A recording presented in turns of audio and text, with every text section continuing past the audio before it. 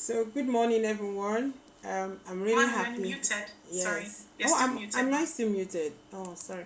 Can I share? Okay. Good morning, everyone. Can I share my screen now?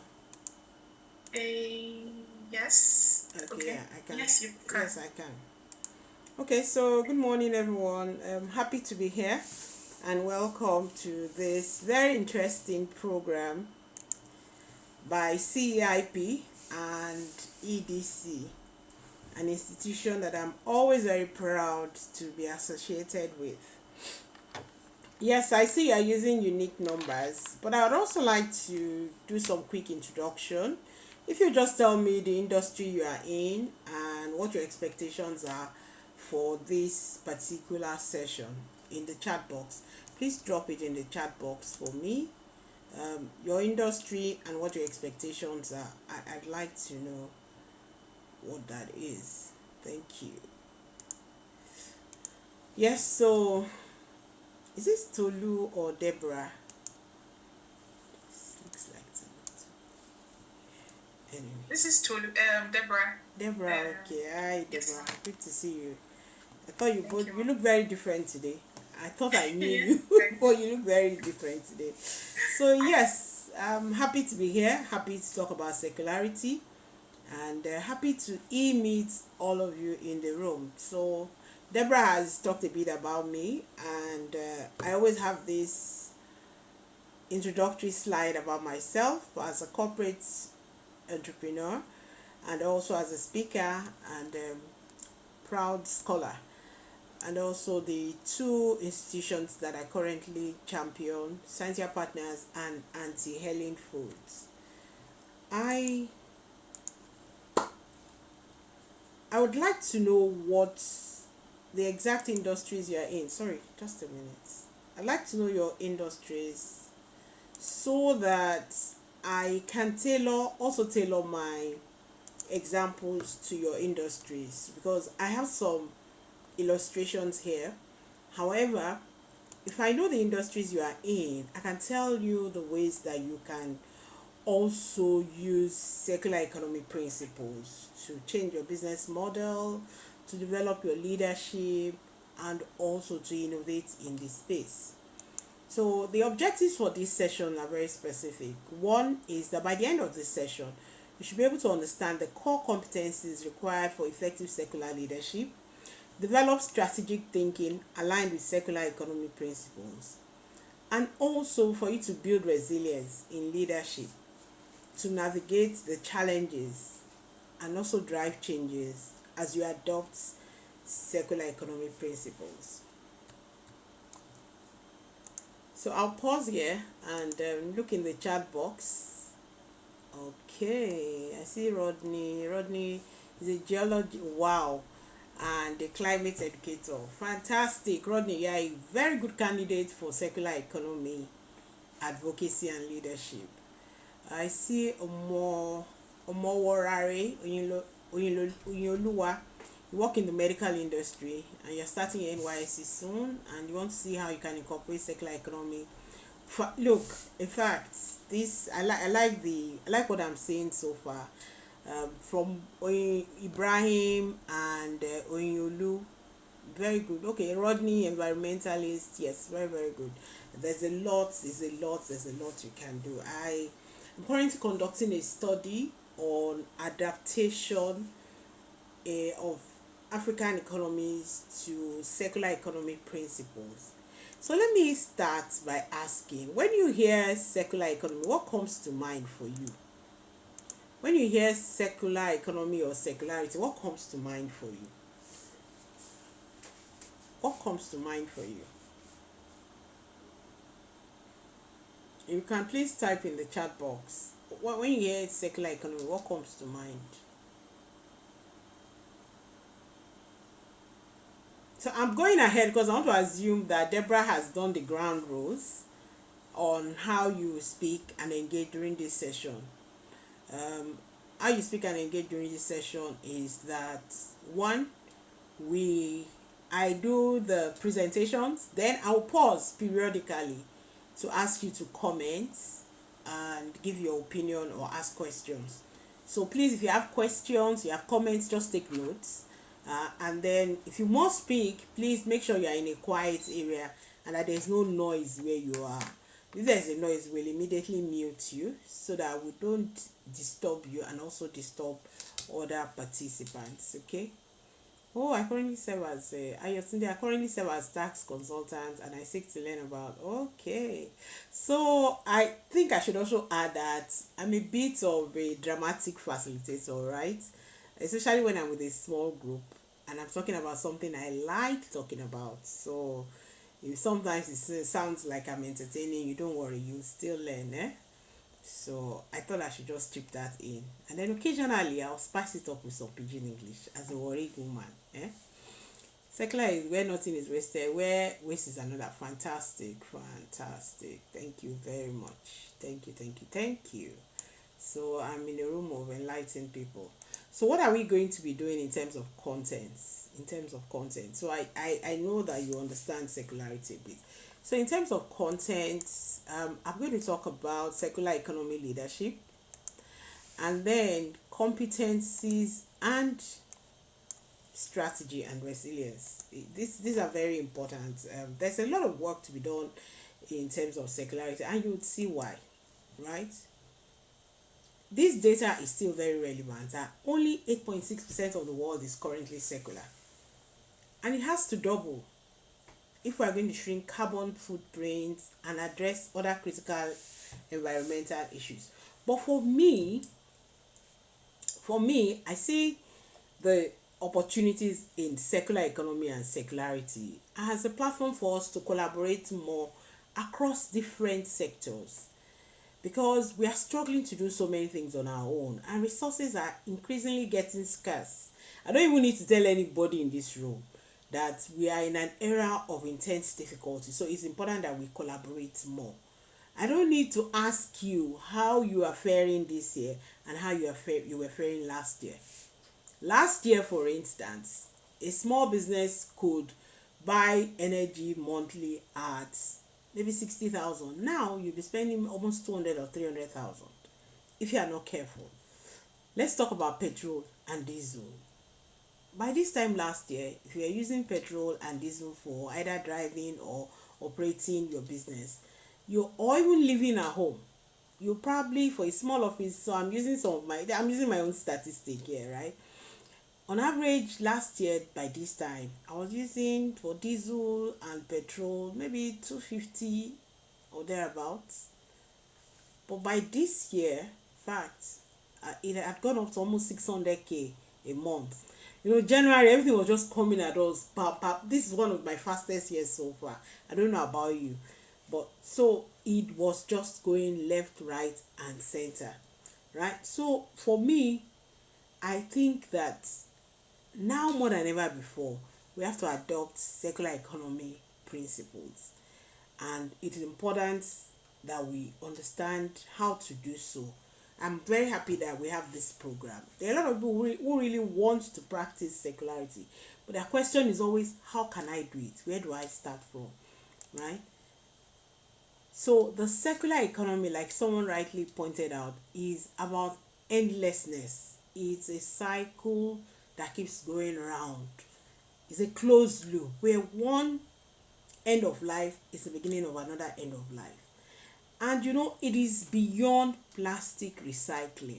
When you talk about circular economy, especially in Nigeria, it seems like, oh, it's only the recyclers that are into circularity. No, all of us, no matter the industry we are in, we can adopt circular economic principles.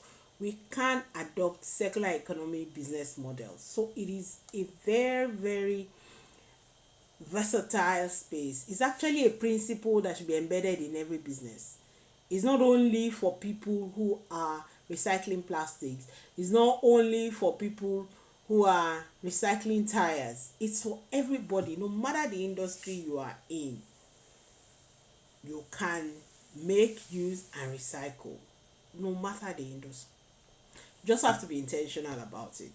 And you know what they say about new things? They are very, very difficult. So, circular economy, it means that you keep reusing and reusing. And you can ask me, how can I adapt secular economic principles to my business? So I'm looking at the chat box as I'm talking to you now, and I'm looking at someone who says, I'm a graduate of criminology and security studies, currently a 7 core member in Meduguri. That Nixon, you have a lot of opportunities for secularity, especially because you are in a resource scarce environment. Because of the disruptions in that space, there's a lot of need to reuse and recycle, right? A tax consultant in agriculture and gardening, you can do a lot of recycling, and we'll see recycling, secularity, reusing, reducing, changing one product to another, using one product to start another one. So whether you are planning to go on NYC like some people are, or you are still doing your NYC, or you've even started a small business, you can adopt secularity principles into your business. Not only can you adopt the principles, you can also become a secularity advocate. You can become a champion. You can take just one sector and become a champion in that space. You can take agri and become a champion for secularity in that space. You can take fashion and become a champion for secularity in that space. You can look at supply chains, maybe transportation, warehousing, and become a champion in that place. You can even talk about how people use materials generally. If you use your phones and you want to throw it away, don't throw it away. Keep it, store it. You can begin to collect electrical waste. You can look at cables that are burnt. Don't throw them away. They are still raw materials for other place. So in across sectors, across value chains, there's opportunity for secularity. If you like to read and write like me, right, you can decide to just go into research and development. Can you study? Can you conduct studies? Can you see what's working in particular sectors? Can you go and examine, okay, why is it that we are not even adopting secularity principles in Nigeria where we need it? Why are we not doing it? What can be done? What's holding people back? You can try to just conduct studies and be writing papers or be publishing video and audio content, and you would still be in the secular economy space.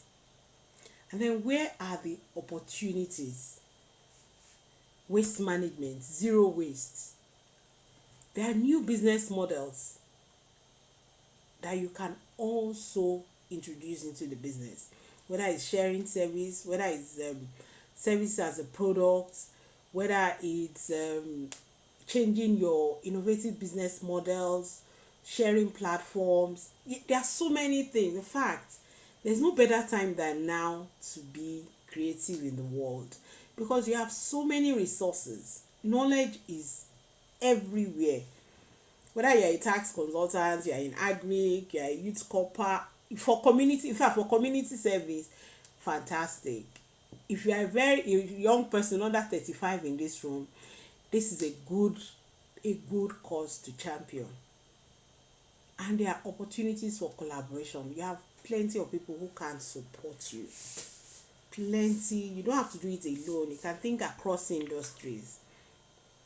I'm doing something now and I'm working with other people in other industries, because I realize that if I do it on my own, yeah, it will still be okay. But if I call other people and say, hey, let's do this together, we present a more robust platform and we'll get better results across board.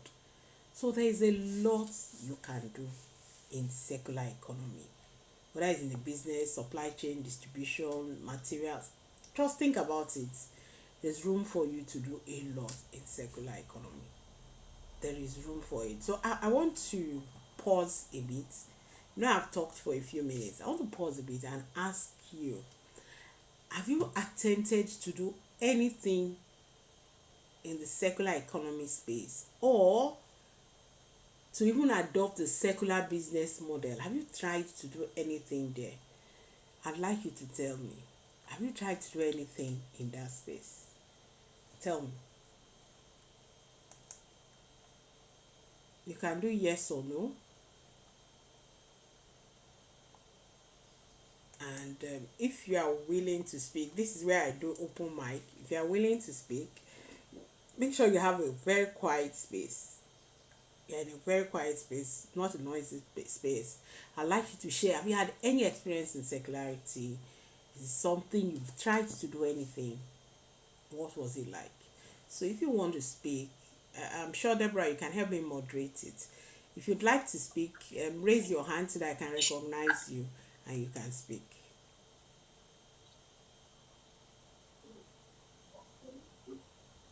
Any taker?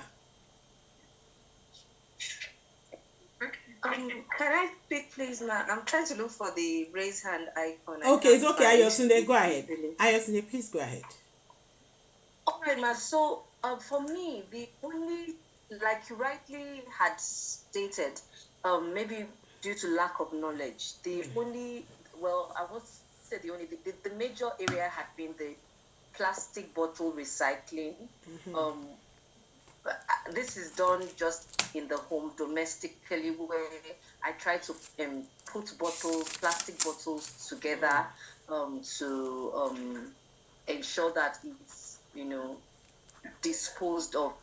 But with all that you are talking about, I'm realizing that there's really more to it. But then the one that I really, because I have two young boys, I have secondary school books, in fact, primary school books that sometimes having to throw it away sometimes breaks my heart, because I wonder how this can be put to use or redone into something useful. I don't know how that is possible. So I think that is the area where the little knowledge I have with regards trying to reuse available material, because sometimes like 2 years ago I had to throw them away because I didn't know how to properly dispose of them. Okay, Ayotunde, thank you very much for your intervention. I think we already have a project. So you and I already have a project that we could work on together on Wow. secular business models. For I have that problem too. Wow. I have that problem too, and I believe would that love there's to partner something. with you on Yeah, that, and ma. if you and I have that problem, imagine how many other mothers in Nigeria have that problem. That is a secular business model Yes, ma'am. waiting to happen. We can do something with it. Okay, thank you very much, Ayatunde. Anyone else wants to share? Oyinolu, please go ahead. Oyinolu, Okay, good morning once again. good morning. I had, I was helping my friend out. She was actually doing a business when we were in school that was basically recycling or upcycling medical textbooks. So if you are past a particular level, you can sell her the textbooks, or rather, it's like a middleman thing where she'll get a buyer in another school, for example, and then you can sell it at a subsidized price. But the model wasn't really that sustainable because a lot of people were not keeping their books well, things. Oh, she dropped off. Oh. Okay, she's still. Okay. Oh, sorry, I accidentally muted myself. Yeah. Okay, go ahead. That's basically it. Thank you. Okay. So again, that's one of the. I'm sure that at some point, as part of this program, you would have a session on secular business models and innovation, so that you can also get a better perspective on how to develop secular, because this is not a secular business. My brief was not about secular business models, so I didn't come with that, although I talked a bit about it, but I didn't come with that. So the first thing is, like I said, you need to understand secularity in your business, and understanding secularity in your business is also, I think I'll deviate a bit and tell you briefly about a business model. What is a business model? A business model is how you make money in any business. So it's how you create value, how you deliver it, and how you capture value. So for most rookie entrepreneurs, in fact for entrepreneurs generally, even at corporate level, you think of an idea and you are like, oh, there's a problem I would like to solve. and you start solving that problem. So you've thought of creating value for somebody that has a problem. You've thought of how you are going to deliver the service. And I'll give you a real life example. You've thought of how you're going to deliver that service, but you don't think of how you make money from it. So, for instance, let's take the book, the example that Onyolu gave now. Somebody sat down and said, medical textbooks are very expensive. I would like to make it more accessible to medical students. And then she goes ahead, or he goes ahead to say, if you have used your medical textbook, please give it to me, I'll collect it. She collects it, and then she tries to sell to other people. But what she hasn't thought through is the entire value chain. That how do people buy books? How do they handle them? How do they preserve them? And even if I get the books in bad shape, how do I refurbish those books so that I can still resell it to people that would like to handle them? Nobody wants to handle dirty books. I don't like used books. I've always lived in plenty. I grew up in an era where books were affordable. So I can buy textbooks. But there are people who cannot afford to buy text. So I'm not a target market for that audience, right? So no matter what you say about it, even now, I no go buy. I would rather soak Gary and buy my books than, for even every school I go to, I'd rather buy books than wear dresses. And for my children, I do the same. I'll make sure I'll give everything I have to give them good education. But guess what? I'm in like 1% of the population. So there is still a market of 60 or 70% of Nigerians and Africans who will gladly buy reused books, because those people are the bottom of the pyramid. Those are the people who are they don't earn up to $2 a day, so they'll be happy to get any respite. So if anybody is in that business of selling reused books, you are going to be talking to people who want to get books but they can't afford it. However, you are going to give them used books in good condition. So it's not just about collecting the books, it's also, you are going to also factor in remodeling or refurbishing the books so that they can be used in a decent format. That way you can price appropriately and still make a profit. And then you will not be discouraged because you've already factored in that people will use their books anyhow. I have memories of primary school, but guess the memories I have? Of my headmistress flogging me because I was always tearing my books. I remember her, Mrs. Oshino, she would flog me, say, you're always tearing your books. So now, as I grew older, I began to handle my books better because that flogging never left me. So somebody has to flog adults. Maybe with words, maybe with orientation, that please handle your books carefully. Maybe when you buy your books, wrap them. You can even do a campaign on wrapping. Before you know it, you develop a value chain around one idea. And what was the idea?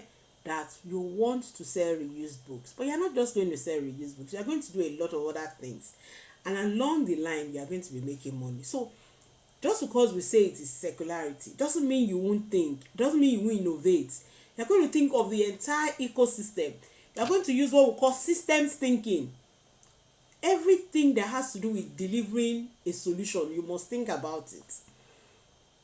And just like what I told, is it Ayoku? Sorry, I want to get the name right. Let me check again. Ayotunde Koku. Ayotunde. Thank you, Ayotunde. So just like I said to Ayotunde, you and I should think about this thing. So just because we say it's secularity doesn't mean it's a simple thing. There's a lot involved, and that takes me to talking about the core competencies for secular leadership, because you have to develop competencies. When you hear entrepreneurship, just like any kind of entrepreneurship, becoming a leader in secular economy requires you to build competencies as well. So because we are talking about adopting secular economy principles, we are talking about extending lives of products and materials.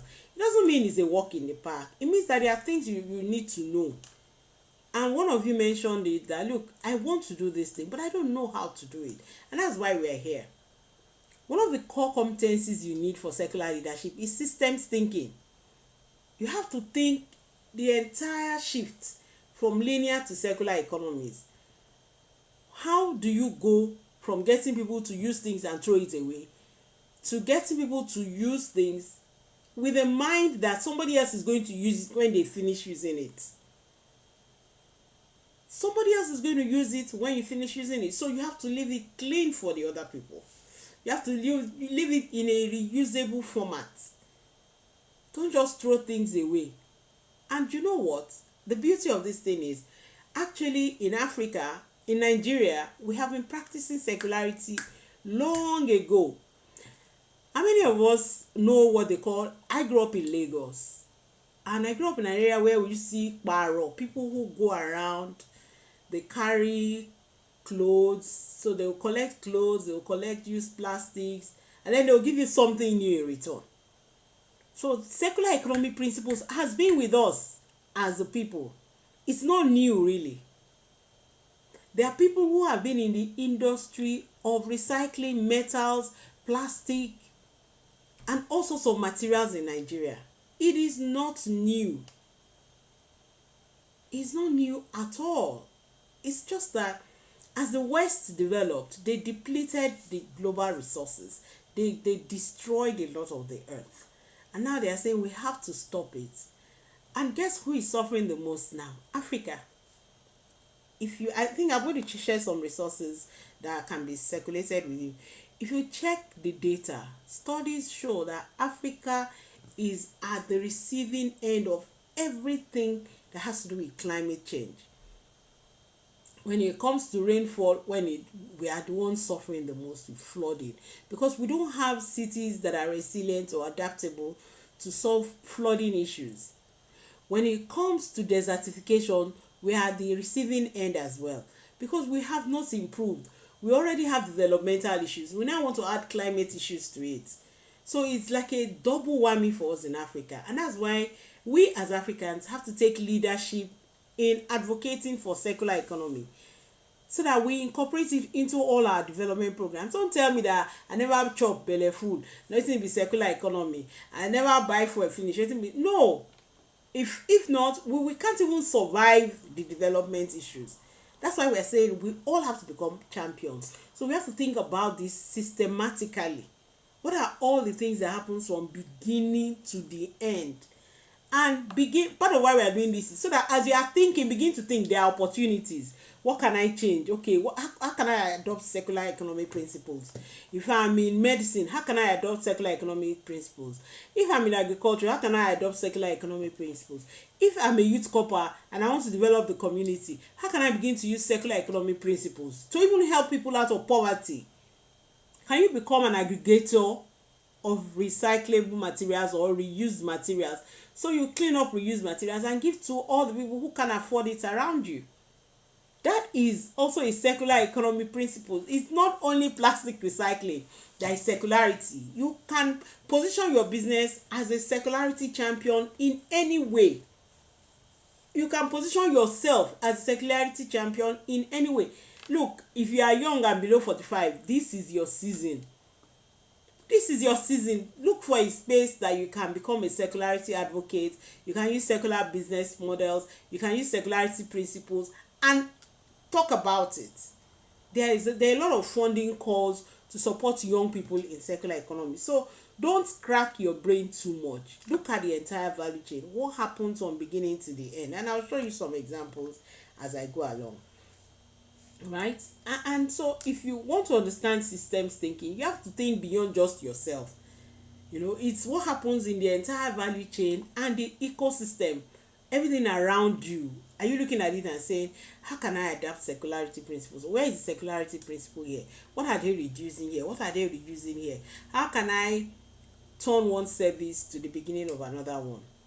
That is how it works. And I say that because you are thinking systems thinking, you have to think of keys to collaborative circular economy. It's a system. You exist in a system. you don't exist alone. So that means that you're working with other people. That means that other other industries can serve you. You can serve other industries.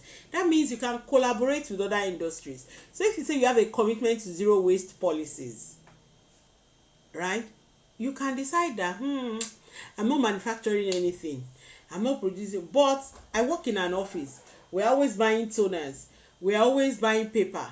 Can I become a secular, an advocate for secular principles in the office place? So I'm calling on people to give me all their toner cases. I'm calling on people to give me all the paper they want to throw away. I want to set up a system where we are collecting all the empty toner cases. You can even do, if you do only toners, you will collect. You know, there's this term they say, you go collect, you go tire. If you decide to do only paper, you will collect. If you decide to do only electronic waste, you will be in business. That's one space that there are not enough people operating in. There are toners, tons and tons. Every toner I have, I'm thinking, who do I give it to? I don't know. And now toners are so expensive. 100,000. What I used to buy 17,000 a few years ago is now 106,000 naira. And I'm thinking, this thing go pay me to just throw away. I'm like that. Oh, who I go give? And imagine how many printers are in most offices. Put that one aside. Charger anchor. You know, one of the things that we buy a lot is phone chargers. They can spoil. Lights go spoil lamp. If light no spoil lamp, generator go spoil lamp. Somebody go, charger go fall. You know, there are so many. So if you take just those spaces that in my office, so I want to do toners and chargers, you will collect. You will create a new ecosystem. Paper, the same thing.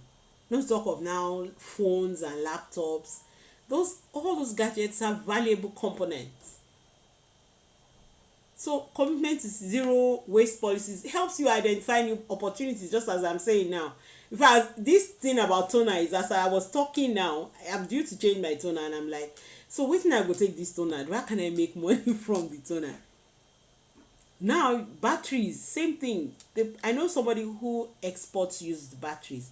He said, I cannot find enough used batteries. And people are throwing away used batteries. People are throwing away used batteries. He doesn't know what to do with it. Now, if you buy batteries, they pay you 10,000 naira. Before, if you buy battery, you will just throw away the battery. Now, they will give you 10,000, depending on the size of the battery. They give you 10,000 naira to collect your used battery and then deduct it from the price of the battery.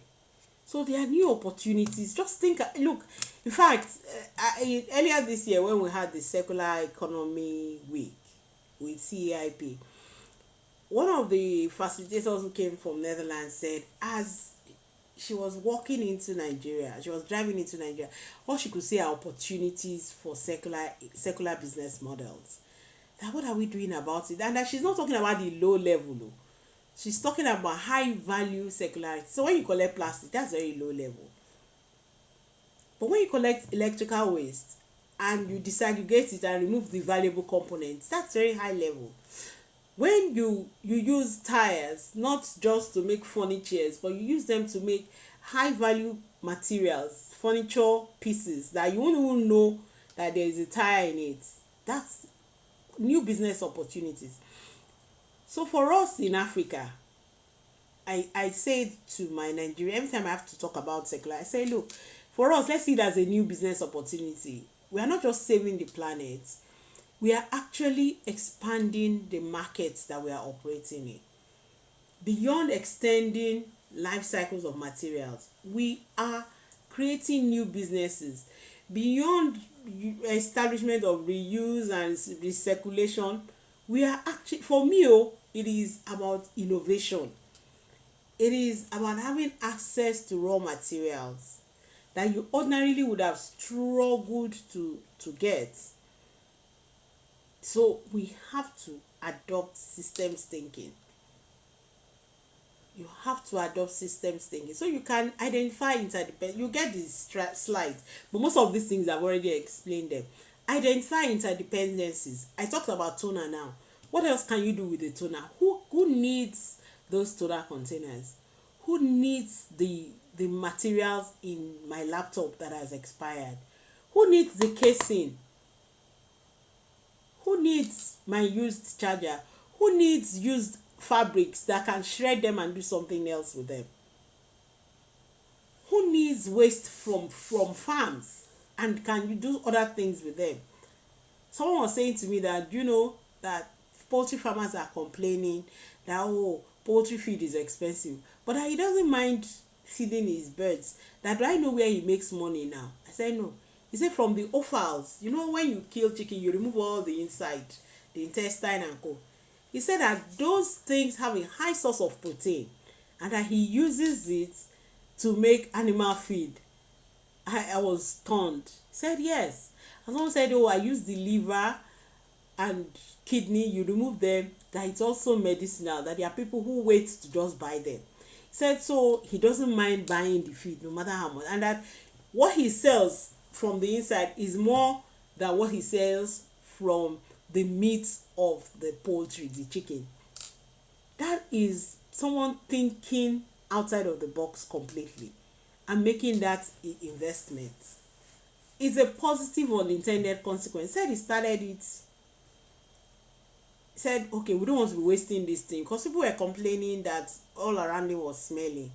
And he now said, how can I make this happen? And that's how they started selling. So if you think about your ecosystem, systems thinking is so important for circular economy principles. So important. If you think systematically, you'll be amazed how much solutions you'll find, right? And of course, it helps you think of opportunities along different business functions. Don't just think about yourself. Think of ecosystem, think of value chain, right? And then anticipate unintended consequences. Sometimes it could be positive, sometimes it could be negative. Just because you say we want to do circularity now, someone said, will people start stealing tires? I said, I don't think so, because the value you get for tires is very minimal. So let people know that yes, we want to use old tires, but you don't have to steal tires. They need to know it's not very expensive, it's not very valuable. I changed my tires recently and someone said, do you have the old ones? I said no, that now people buy them off us as we are buying. Before, if you change tire, everywhere go full with tire, but now at the point of changing your tire, somebody is taking it off you. So you don't have to steal tires because it's really very small. I've talked about collaboration. That is where you are going to get most value, right? And then efficiency and waste reduction. I've talked about that. How can you reduce waste? Reuse, repair, recycle. Reuse, whether it is in the food value chain, whether it is in the fashion value chain, whether it is in electrical equipment value chain, whether it's in transport, any industry you can think of, whether it is medicine, whether it is hospitality business. I play golf, and every time I'm on the golf course, I'm like, there's so many bottles of water at the club. Why can't we partner with someone to collect all these bottles? We are recycling less than 10% of the waste. Look at the whole of Lagos, for those of us in Lagos. The whole of Lagos is blocked. Drainages are dirty. Lagos is dirty. There's so much waste that we are not recycling. And Lagos is one of the leading beacon in circularity in Nigeria. Imagine what's happening in other parts of Nigeria. All of you, wherever you are in Nigeria, there's so much to be done in this space. Just requires some investment, right? And it helps you unlock new revenue streams. It also allows you to innovate. There are so many opportunities for innovation. And here, I'm going to ask us to do a quick activity. I'm going to ask us to do a very, very quick activity. As I talk about this, I want you to please pay attention to this particular part, right? Because what the circular economy allows you to do is to innovate. If you are going to play in the circular economy space, you cannot be a copycat business. You cannot be a docile business. You cannot you cannot just wish for anything to happen. It requires you to actually think, because what you are going to use is actually a waste. It's end of life. It's like saying something is dead and gone and buried.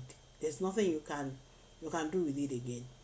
But you who has an innovative mindset, you are going to have to think and say, hey, what can I do? How can I, in an economy like Nigeria where it seems like everything is so difficult, how can I take advantage of circular economy principles? What can I do? What, people don't have money, so are they going to die? No. Okay, what are they willing to pay? What are they willing to do? Is whether it is in food, whether it's in fashion. Just because we have lower purchasing power doesn't mean we won't eat. Just because we have lower purchasing power doesn't mean we won't like to look good. Just because we have lower purchasing power does not mean we won't like to still do business. We still want to do business.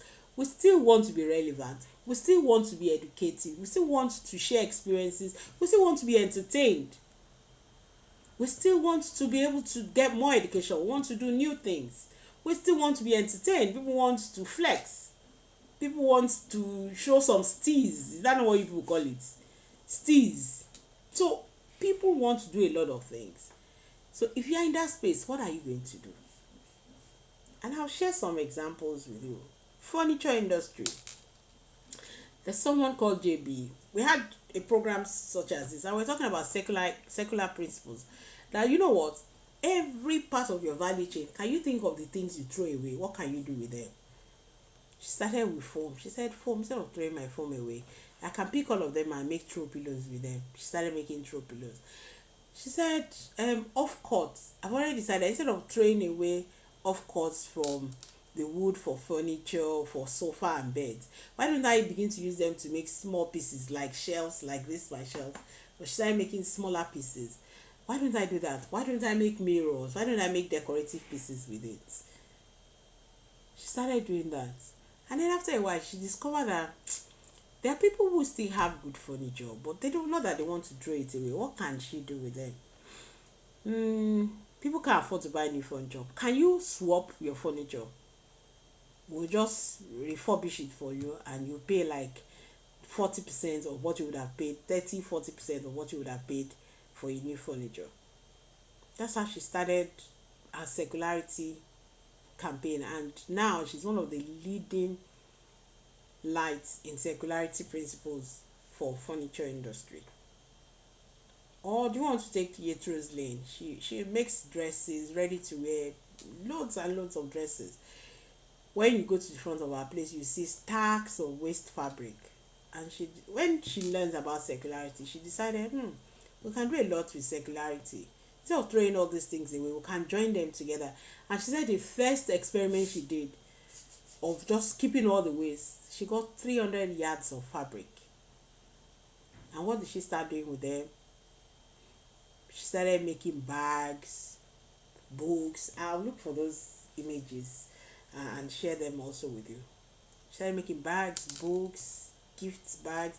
She even collaborated with JB to make circular chairs. So instead of going to buy fabrics, they started making chairs with Adire. They experimented, they tried it, and it worked. So question is, what can you do? Or take the case of Olivia. She's CEO of Paddock Creations. She was trying to do sanitation, that we're allowing women to use recyclable sanitary towels. And when we did a circularity program with her, we did an analysis of our business model. I was like, you are not in the sanitation business.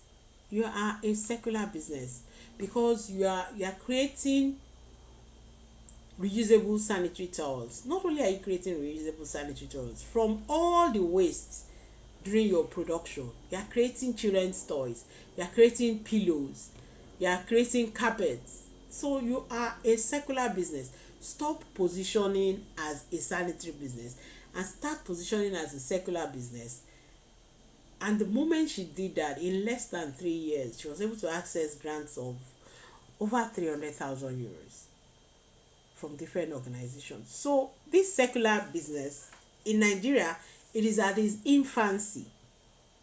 It requires some work at the initial stage, a lot of work, not even some. But if you can think that way, you diversify your revenue stream. You can become a market leader. You can become a segment leader in whatever space you are in. So a quick exercise, and I want us to share. Think about your environment. Think about the system around you. What area can you introduce a circular business model? What can you start reusing to create something of higher value? Again, I'm saying it's not about plastic collection and recycling. No. It's not about plastic collection and recycling. It's actually about adding value in different ways. It's about adding values in different. And all these people I'm talking about, I would give you their contacts. If you even check them on Google, you will see it. If you check Paddock Creations, you'll see her. If you check JB Furniture, you will see her. If you check Yetro's Lane, I'll type them in the chat box. If you check JB Furniture, you will see her. If you check Yetro's Lane, you will see her there. If you check Paddock Creations, you will see this. Let me give you these three for now. You will see all of them. They all came into a program like this and were talking, and by the time they looked at their businesses with a new eyes, they saw different opportunities and they took off. So let's take 3 minutes max to reflect, and then I want you to share, and each of you will share. Okay, so I'm giving you 3 minutes to reflect. Just write, what's the business, what can you do, how can you monetize it? The business, what can you do, how can you monetize it? Your time starts now.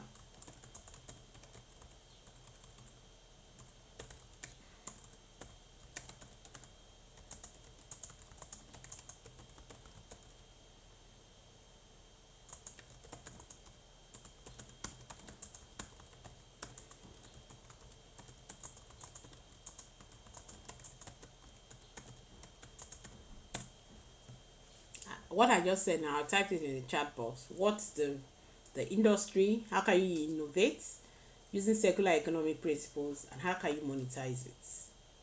So just quick rapid fire thinking.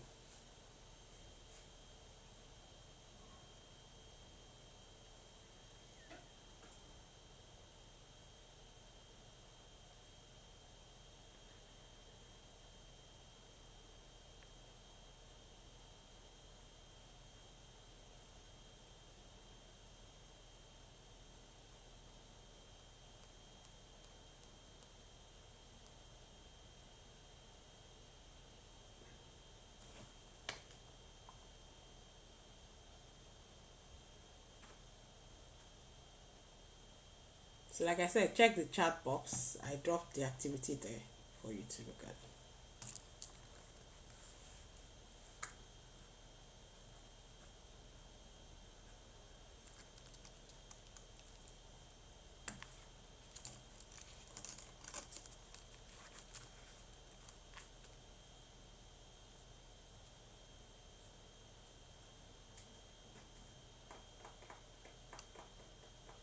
Are you people walking? The room is quiet. So if you are walking, can you please type check yes in the chat box? Let me be sure I'm not talking to myself. Type yes if you are still here. Let me know. Only Rodney is still with me. Jesus. Okay. Only 3 people. Where is you, ma? I say type yes with your hand. Okay. Otherwise, I'll go home. Okay, I'm encouraged.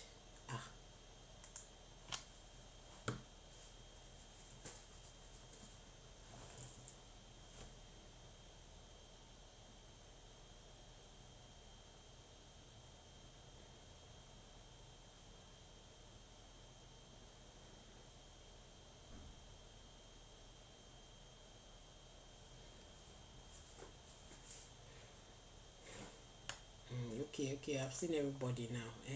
Better. Okay. Yes, think. Oh, you have to think. That's why we're here. Me, I'm thinking. You're thinking. We are collaborating together. Thank you, Fauzia and Deborah. Thank you, Ayotunde. Okay, be thinking. thinking. I'll give you 2 extra minutes. Be thinking. Miss what I'm thinking here, what I will do.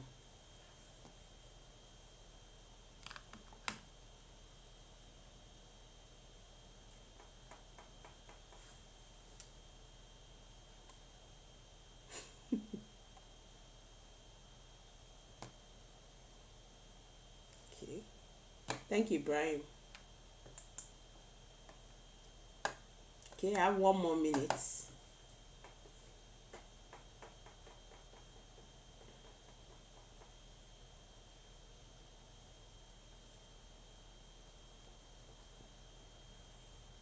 We have one more activity, and Deborah, please, you are going to help me put the participants into breakout rooms for 10 minutes. Yeah. So after this, I'll share a few slides. Then we'll go into breakout rooms for about 10 minutes where they discuss, collaborate, and they'll come back and present. So don't worry, we have enough time. Sorry, how many breakout rooms are you looking at now?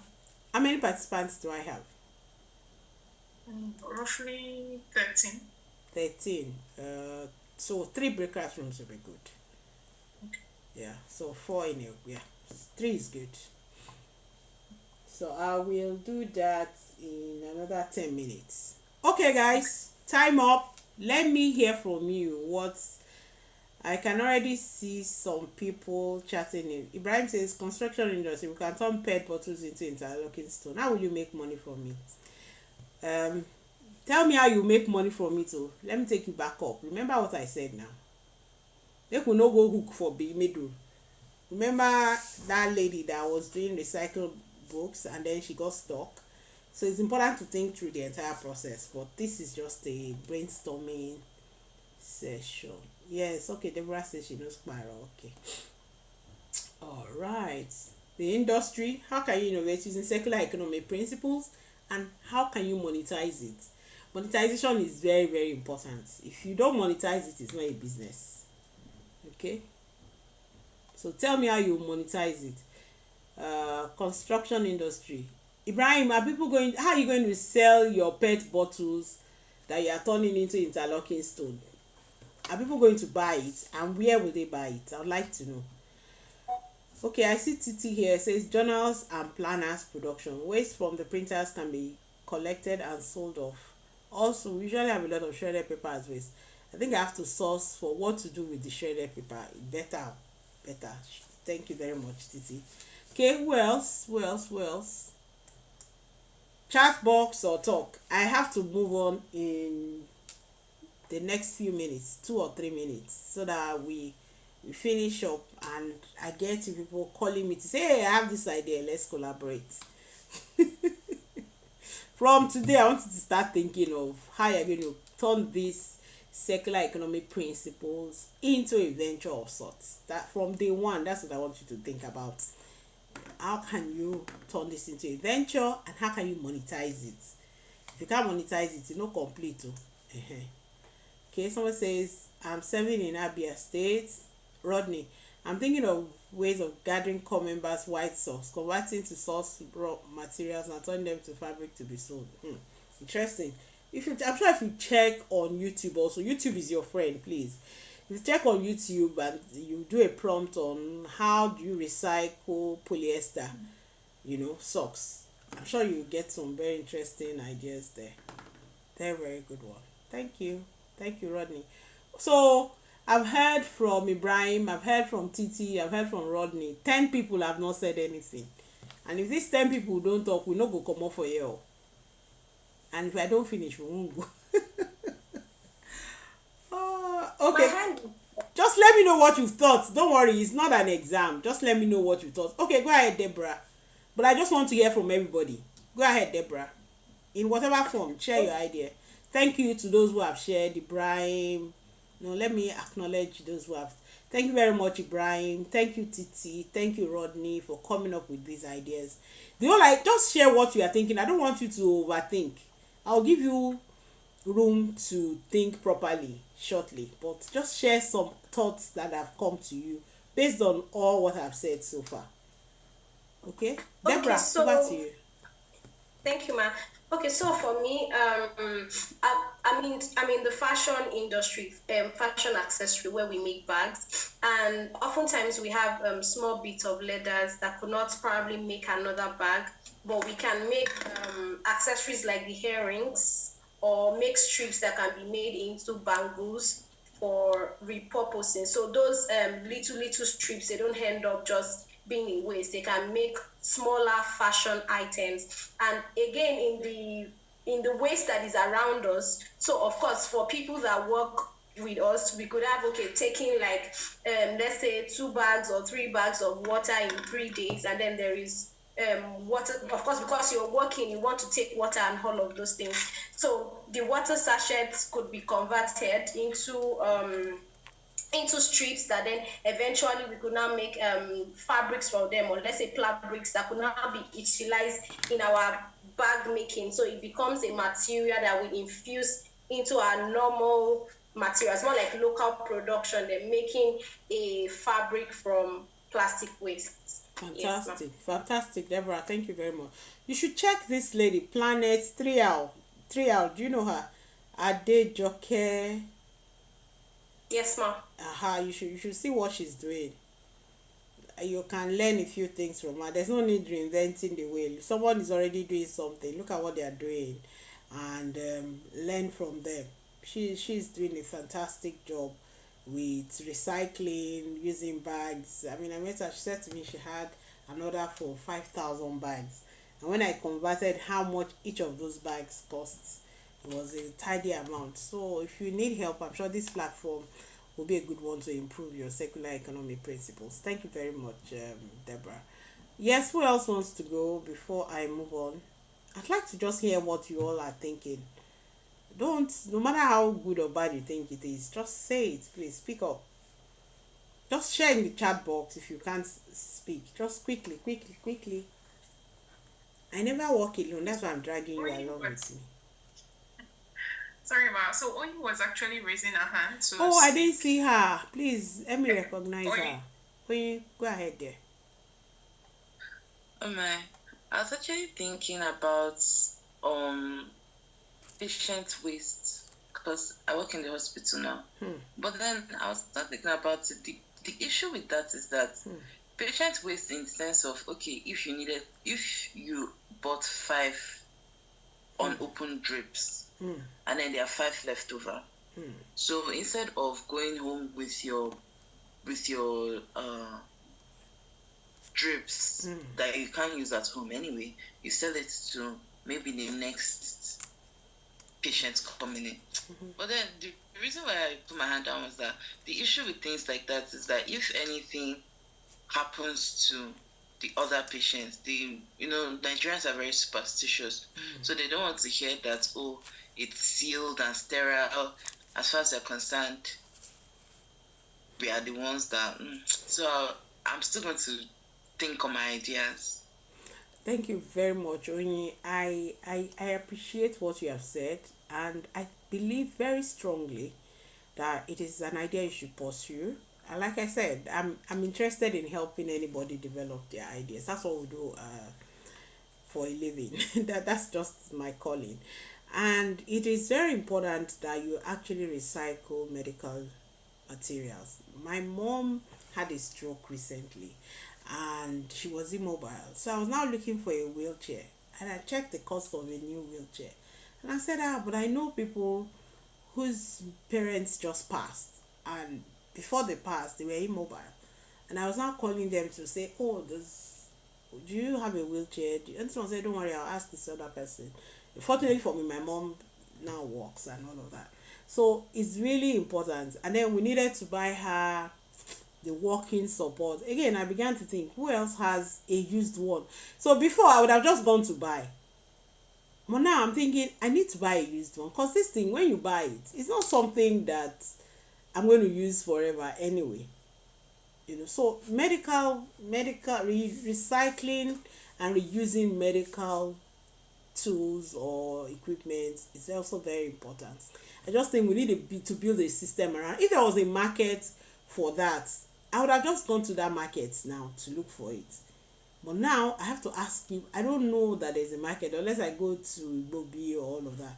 So it's an idea worth pursuing. All around us, honestly, there are secular business models to pursue. You just need to think, in my industry, what are those things that people struggle with? What are those things that I can build a secular business model around, either as a platform, either for reusing, either for sharing, either for upcycling and creating more value with it. It requires circular economy. One thing I like about it is it requires innovation. It requires you to really think properly. It requires critical thinking. It requires systems thinking. It's not the kind of industry where you just walk into and you think, oh, because this person is doing it, I'll do it. If you don't put the thinking behind it, you will fail. So thank you for all your contributions so far. So I got feedback from only for Deborah, Ayotunde, Ibrahim, Titi, and Rodney. Fauzia, have you thought of anything? Because I didn't hear from you. I'd like everybody to drop something, and that's why I'm going to put you in groups. But I have to continue. I got like 30% response from the class, or 40%. I think I'll manage that and continue. But in the next exercise, you're going to be in a group, so you have to participate. Okay? So from this exercise, I'd like somebody who has not spoken to give me feedback.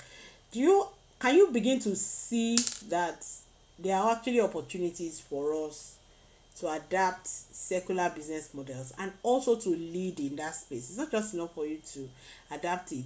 For you to lead, you must think innovation, you must think systems, you must be adaptable. Can you see the opportunity? Can you begin to see the opportunity that this secular economy thing we are talking about is not fancy, it's not theory, it is what we live with every day? Can you begin to see that? I'd like to hear from you quickly. Open mic time. Quickly before we continue. Who is willing to speak? Okay, and sorry, just to so there is someone I'm very curious to hear speak. I think that would be Nixon. I'm so sorry to put you on the spot, Mr. Nixon. But yes, I've not heard you speak at all. And we've been together for over a week. So maybe let's hear from you. I don't think you need to have like, just from being in this session, because I've observed you in the session since the beginning.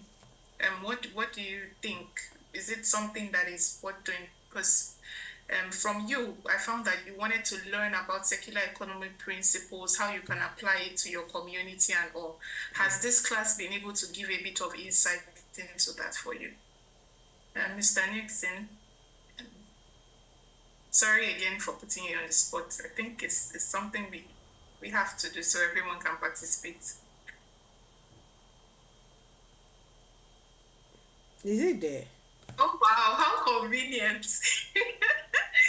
Okay, so I think he dropped off the call, but then maybe other people can also participate. Mr. Ibrahim is back as well. Ibrahim has been giving feedback. So. Yes, he has. Fauzia, I don't know if I got the your only name person who correct. has not spoken is Fauzia. Okay, Fauzia. Fauzia acknowledged that she's here. Fauzia, if you're here, just say something. Okay, good morning, everyone. Good morning, Fauzia. Yes, I'm here. Though I've been battling with network. Okay. So at the time, I wasn't hearing anything. Okay. Yes. Did you get any back idea? though. Did you get any idea? Did anything cross your mind? Anything at all? I think the last thing I heard was when you were about to put out into different groups. No, I'll put you into groups later. But I gave you an exercise.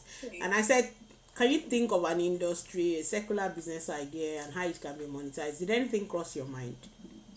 I thought of the fabric waste from the tailors. I think here in Niger we have so many tailors, and those fabric waste end up in the landfill. So if there's a way that those fabric waste can be converted into valuable goods, I think that's another way to monetize the circular economy through upcycling. Fantastic. Thank you very much, Fazia. There's a lot you can do with that waste. pillows, mattresses, so much educational materials, pads, backrests, even for cars. Can be parts, car seats, there's so many things you can do with that. So yeah, it's worth exploring. Again, like I said, use this program to explore that optimally so that you can get something out of it. Okay, I'll continue. Thank you very much to all of you who participated. Thank you so much for your feedback. And so, innovation and adaptability is very, very important. And if you really want to do this well, you must think of cross sector collaborations. So it doesn't have to be something that you originate from beginning. You must think, how can I work with different people, not just in my industry, but in different sectors and in different parts of the world. Why do I say that? There are things that are waste for us that other people will need. There are things that are waste for us that other people will need. So imagine that even in war-torn spaces, imagine that in conflict-prone areas, imagine that in areas that are arid and they are experiencing rapid desertification, there are so many things we take for granted that they don't have. Such people will not have access to good books. They may not have access to paper. They may not even have access to clothes. So you could collect fairly used clothes, clean them up, iron them, press and send, not in the way they just send us reused clothes from other parts of the world. Label them in sizes, sort them and send them. There's so much you can do with that. Same thing with plastics. Same thing with metals. There are places in other parts of the world that need what we have, just like we need things that other people have used that we can't readily afford. Recycling is so popular, but recycling goes beyond plastics. Almost everything can be recycled and reused. I mean, if you look at the medical industry, you may not use medical waste, but there are excesses that you can share with people. There are people who go to hospitals, they buy all sorts of things, diapers, gloves, masks. They don't finish them and then they just take them home and they never use them again. Why don't you start a campaign to say, we'll collect whatever you haven't finished using? So what works in one industry cannot be transferred to the other industry hook, line and sinker. You have to think of the industry, right? And ensure that you are reusing properly in a way that does not cause harm to the other user. So many industries, in the food industry, is the same thing. What can we do with food? What can we do with food? Instead of, we talk about high cost of fertilizer. Meanwhile, if you go to almost any market in Nigeria, you would find what? A pile of food all over the place that nobody is using. If you go to the landfills, you see all sorts of things that are not sorted. How about somebody starts a campaign to just educate people on how to sort their waste?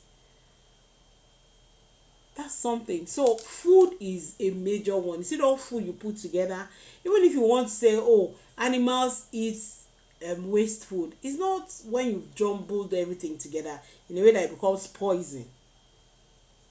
So you have to know that there are opportunities in the value chain that you can use from natural resources, plants. When you clear your space for planting, what do you do with all the trees, the leaves? What do you do with the insects that you find? How do you create a new ecosystem for all the animals that are dislodged during the process of clearing? Can you generate organic fertilizers from the waste from one end of life? What happens even when you are producing the food, all the waste that you collect, what do you do with them? When you are processing all the waste that you collect, what do you do with them? In the markets where they are selling, like I said, what do you do with the waste? When you go to stores now, you see some goods that have been marked down by almost 90% because they are nearing expiration dates. What do you do there?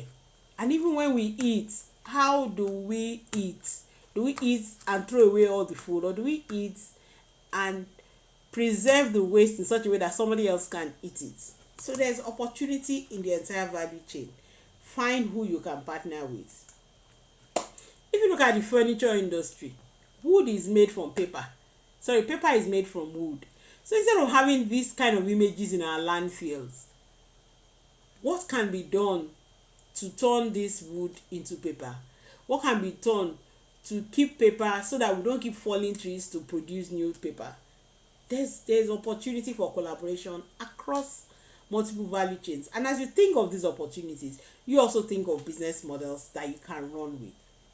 So, and again, I want to keep emphasizing now that please always think of how you can take it to a higher value, not just low value, something that will still be valuable to the end user. Food waste, I've talked about this a lot. If you go, every time I go to markets, I'm always very sad at the volume of waste. And we're saying the food is expensive, it's not even readily available. How can we ensure that we don't waste food? It's very, very important. How can we foster collaboration? There's one man's waste is another man's input. Can we reduce this level of waste across the value chain? Who is interested? Who is in Maiduguri that can facilitate collaboration with people in Niger, or with people in Abuja, or people in Lagos, Ibadan? Let's think beyond just where you are, because if you think of just where you are, you won't see value. But there are people in other parts who need what you are producing. How can we push for better food handling? It's all part of the circular economy principle. So don't just think of it's not only when you convert. Services are also part of the circular economy. So what service can you bring to the table? How can you bring value to the table here? Think again, I keep saying, think systematically. Think about the entire value chain. Think about the entire ecosystem. You will find something. The supply chain. Think about everybody. Before you go through all of this, you will see. For those of you in medicine, agric, manufacturing, there are a lot of activities going on there. There are a lot of biodegradable items and materials. There are a lot of reusable materials. Do your research and find out, because it's not something that you can just sit down and say, oh, what if I just do this and it will turn to this? You will not see anything there. But if you think of an idea, please back it up with some research. Do some extra work. Because if you don't do the work, you won't see the answers. But if you do the work, you'll be amazed what you will see. Because all around us, we have raw materials. And we need to get people to start sorting their waste. We need to get people to start handling end-of-life materials properly, so that we just reduce the volume of waste in the system. If you sort end-of-life materials well, we'll be amazed at what we can do. Africa is a very poor continent. I say this with every sense of responsibility. There's still so many things that we need to do in this continent. But what are we doing about it? Are we ready? Are we willing? Is somebody going to make that investment that will make people know that, oh, if you do this, then we can get that? So there's room, and you can add any industry you want. I mean, let me ask, can you think of any other industry? I'm going to put you in groups, and you do that work shortly for me now. What can you think about? Think about long-term value rather than short-term value. What can you do in such a way that it will always be there? It is a business that can last in infinity. It is a business that can last. So don't just think of, oh, how can I quickly cash out? Circular economy, if you are a cashing out kind of person, it's not a lottery, it's not a betting thing. It actually requires you to make some solid investments. So you have to think about it. You have to be innovative. You have to have a long-term perspective of how to do this. And so I want you to think of, how can you innovate? How can you innovate to make this happen? So I'm going to put us in breakout sessions, because I really want to hear from you. So can we put them in the breakout rooms? Well, as you go into the breakout rooms, what I would like you to think about as a group is to have a discussion around what, how can you as a team lead circularity with what business? What business model can you as a team come up with, and how can you collaborate? So you don't have to think of yourself. So ask yourselves in that group, okay, what do you do, what do you do, okay, how can we collaborate to develop a circular business model, and we can lead in that space. So first you need to introduce yourselves, find out what you do, what are you interested in, and how can you collaborate to develop a solution based on circular economy principles. So two things: introduce yourselves, your businesses, then how can you collaborate? So I'm going to give you a 10 minutes walk time. So you have to really move fast. It's not a leisure party. You have to move very fast, collaborate, and then tell us how you can do things together. So Deborah, you can put them in the breakout rooms. So introduce yourselves, then discuss how you collaborate, then I'll go into each room. We have 10 minutes to work on this. Rapid fire. Deborah, can you do it, please?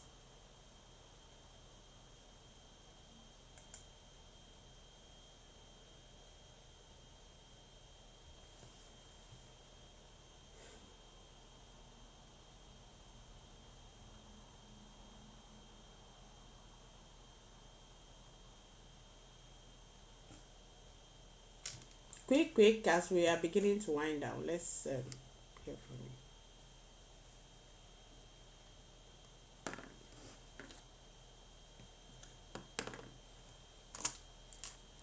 you. Okay. I think most of them have been moved. Who else is still here? Okay. Can you do it in such a way that I can go in and out of the rooms, please? Let me see. I'm not sure. So you have to make me a co-host or something for you to. Yeah. That's what happens when we do things like this. Okay.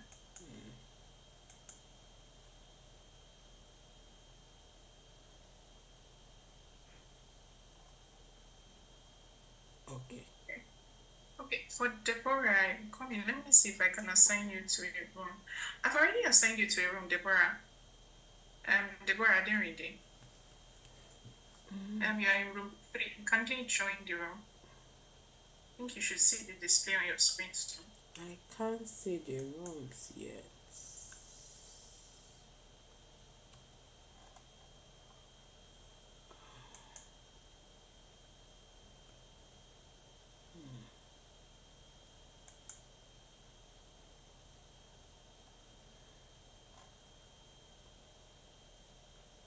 Sorry. Can you see how to join the rooms? I can't see the rooms yet. So normally I'll be able to see. Okay, maybe can you click on breakout rooms so that you see? Because if you click on Okay. breakout rooms, Yeah. like, Okay. Yeah. I've seen it. I've seen it. okay, Yes, I can join now. okay, no problem. Tolu, Mr. Stanley, would you like me to assign you to any of the rooms? Deborah, you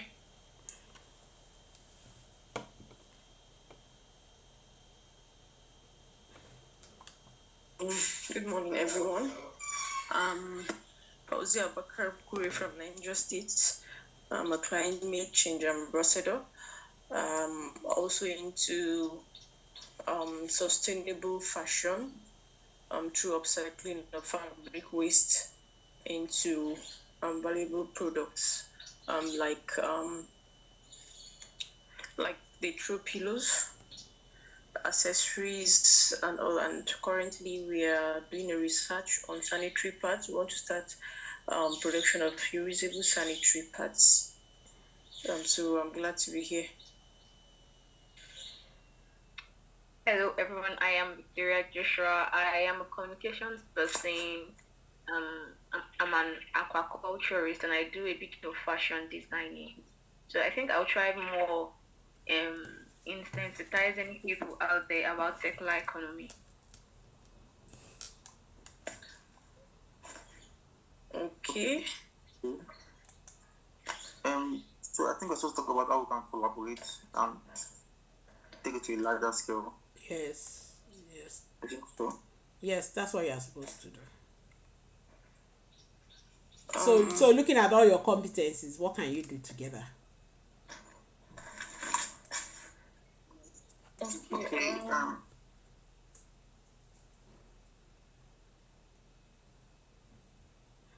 Use bottles to make a horse. I don't know how I'm going to start, so this idea has just started brooding of recent. To make a horse or animals, well painted and designed. So, for example, if a teacher is talking about a donkey to children in classroom, you should be able to carry that into the classroom and say, okay, so this is a donkey. You're talking about animals, and so that's just something I'm looking at. And then the business angle of it, I'm looking at when school will be able to purchase these things, for their biology classes, and then integrated sciences, even as they teach their. Wow. Yeah. Oh. So that's even involving the education industry as well. The schools. Yes. Oh, that's fantastic. So I think what we were asked to do was collaborate to develop a secular business model. So if we imagine that we were a team, how could we do this? Like,